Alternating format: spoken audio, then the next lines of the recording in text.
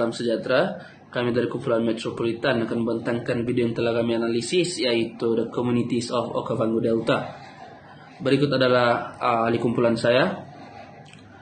Isu yang dibincangkan dalam video tersebut ialah kehidupan komuniti Okavango Delta sebelum dan selepas modernisasi yang banyak memberi kesan dalam pelbagai aspek. Salah satunya adalah gaya hidup masyarakat yang tinggal dekat kawasan Okavango Delta, Botswana. Assalamualaikum dan salam sejahtera. Saya Nur Anira binti Hairul Saleh, bernomor metrikan 147559, akan membentangkan bahagian yang seterusnya. Melalui video yang telah kami pilih, apa yang kami dapat kaitkan perkara dalam video tersebut dengan kursus ini adalah berkaitan interaksi manusia yang menyesuaikan diri dengan alam sekitar. Melalui kuliah 1, Interaksi Manusia dan Alam Sekitar oleh Dr. Radia Muhammad Noor, interaksi manusia dan alam dapat dikelompokkan menjadi dua, yaitu interaksi manusia yang mendominasi alam dan interaksi manusia yang menyesuaikan diri dengan alam. Dalam video ini, interaksi manusia yang menyesuaikan diri dengan alam dapat dilihat dengan jelas, di mana manusia masih bergantung sepenuhnya terhadap sumber alam untuk kekal hidup. Sebagai contoh, dalam video tersebut kita dapat lihat bahawa masyarakat di Okavango Delta masih menggunakan sungai sebagai jalan pengangkutan utama dan menggunakan sumber air dari sungai tersebut untuk melakukan aktiviti pertanian.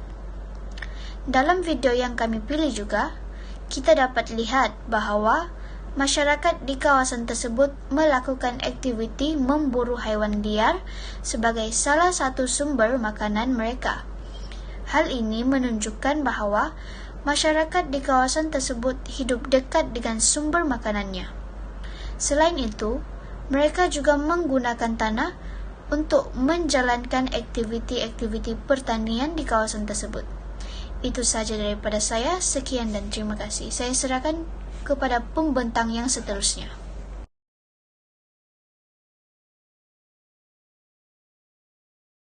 Seterusnya saya akan menyambung penerangan daripada kawan saya.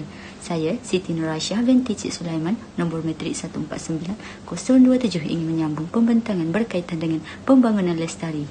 Di akhir video ini kita dapat lihat pembangunan melestarikan alam semula jadi dilakukan di mana pemeliharaan dan pemeliharaan alam sekitar telah dibuat. Aktiviti-aktiviti yang membantu masyarakat serta tidak merosakkan alam sekitar, khususnya di Delta Okavango telah dilakukan. Antara aktiviti yang dilakukan oleh masyarakat Okavango ialah pembuatan tembikar yang menggunakan tanah liat secara tradisional yang menjadi sumber pendapatan mereka. Yang kedua, koperasi dan latihan tempatan seperti kelas jahitan dan pemprosesan makanan telah diberikan. Yang ketiga ialah pertanian mampan, iaitu pertanian yang tidak menggunakan baja organik.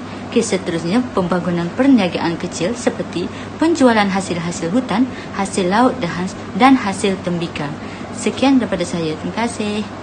Assalamualaikum warahmatullahi taala wabarakatuh dan salam sejahtera. Saya Ernawati binti Pual, nombor metrik 146981, akan meneruskan pembentangan ini dengan menyimpulkan apa yang telah dibentangkan oleh rakan-rakan saya sebentar tadi berkenaan video yang telah kami pilih. Berdasarkan video tersebut, apa yang dapat kami simpulkan adalah yang pertama, aktiviti manusia mampu memberi kesan terhadap alam sekitar. Misalnya, berdasarkan video tersebut terdapat beberapa aktiviti manusia yang dilakukan terhadap Okavango Delta. Antaranya adalah pemburuan tanpa kawalan, penyahutanan dan pertanian komersial yang tidak terkawal. Selain itu, perubahan yang berlaku mampu menjejaskan ekosistem semula jadi dan memberi kesan terhadap persekitaran dan kehidupan manusia itu sendiri. Misalnya, kegiatan penyahutanan yang berlaku membawa perubahan terhadap pandang darat fizikal atau muka bumi serta menghapuskan habitat flora dan fauna, dan hal ini juga menyebabkan berlakunya jerebu yang mampu menjejaskan kesihatan manusia itu. Dan akhir sekali, Pembangunan lestari haruslah dilakukan untuk mengekalkan sumber supaya bertahan lebih lama dan tidak terjejas.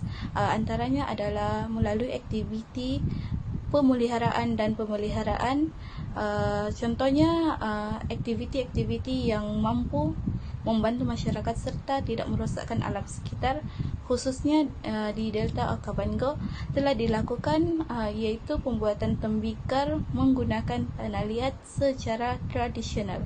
Sekian saja pembentangan daripada kumpulan kami. Terima kasih.